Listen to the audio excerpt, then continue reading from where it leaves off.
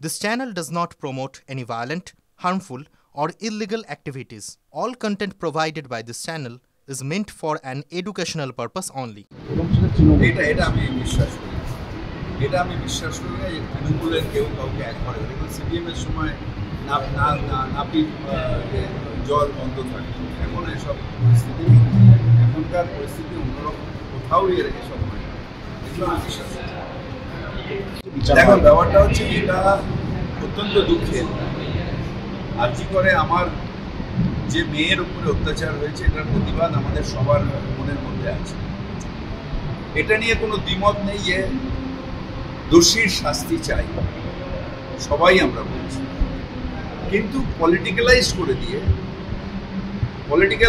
দিয়ে আর্জি করে সত্যিকারের যে মেয়েটা প্রাণ দিল, যে অন্যায়টা হলো, সেইটাকে ছোট করে দেওয়া হয়েছে। নবান্ন অভিযান কিসের জন্য? মমতা বন্দ্যোপাধ্যায় বলেছেন আর্জি করেন প্রকৃত দোষীর শাস্তি চাই।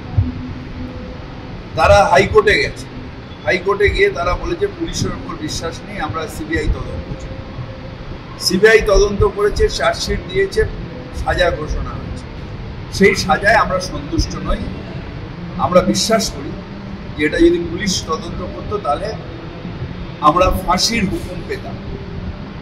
কিন্তু রাজনৈতিক কারণে তারা, যারা সব ব্যাপারে রাজনীতি করার জন্য হাইকোর্টকে ব্যবহার করে, তারা কোর্টে গেছে, সিবিআই হয়েছে, আমাদের কোনো বক্তব্য নেই কোর্টের রায়ের বিরুদ্ধে। তারপরেও রাজনীতি করার জন্য তারা বিভিন্ন বিরোধী দল তাদের পাল্লায় পড়ে এটাকে করা হচ্ছে। কেন কালীঘাট? মুখ্যমন্ত্রী বারবার ডাক্তারদের নিয়ে এসে তোমাদের কি দরকার তার দরদ করেছে, যতটা তার সম্ভব হয়েছে তিনি করেছেন ডাক্তারের জন্য।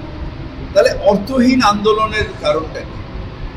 অর্থহীন আন্দোলনের কারণ হচ্ছে যে করে হোক রাজ্যের যে মামাটি মানুষের সরকার, তাকে বদনাম করে, যেটা পারছে না তারা। এখন সারা বাঙালি বিদ্বেষের ব্যাপারে, বাঙালির অত্যাচারের উপরে গর্জন করা হচ্ছে। সেখানে এটাকে ডাইভার্ট করার জন্য 1 বছর বাদে তাদের নিজেদের দোষেই কিন্তু ফাঁসির সাজা হয়, বা যা ইনকোয়ারি হবে, তাতে আমাদের কোনো বক্তব্য নেই হাইকোর্টের তত্ত্বাবধানে।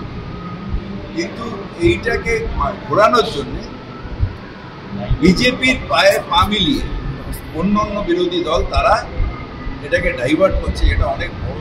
নিশ্চিতভাবে আর্জি করে ফাঁসি চাই, এটা আমাদের মনের কথা, কিন্তু হয়নি। আর বাদবাকি যা ইনকোয়ারি হচ্ছে হোক, কোনো আপত্তি নেই। কিন্তু বাঙালির ওপর অত্যাচার, এটাকে ডাইভার্ট করার একটা পরিকল্পনা এই অভিযান। বলছি, শুভেন্দু অধিকারী বারবার বলছেন যেটা বিরোধী দলনেতা একটি দলের পক্ষ থেকে উপস্থিত রয়েছেন, বিজেপির পতাকা নিয়ে কিন্তু কর্মীরা আসছে, তারপরে কি অরাজনৈতিক বলা যায়? এটা হচ্ছে যে যেহেতু হোঁচট খেয়ে পড়েছে, তাই ডাইভার্ট হচ্ছে। কিসের অরাজনৈতিক? তুমি কোনো জিনিসকে অরাজনৈতিক ছেড়েছ?